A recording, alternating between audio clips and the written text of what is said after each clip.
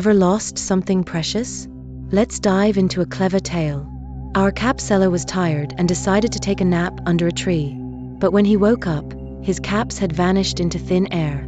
He looked up and saw mischievous monkeys wearing his caps. What could he do? He needed a smart plan to get them back. Then, he had a brilliant idea. He threw down his own cap.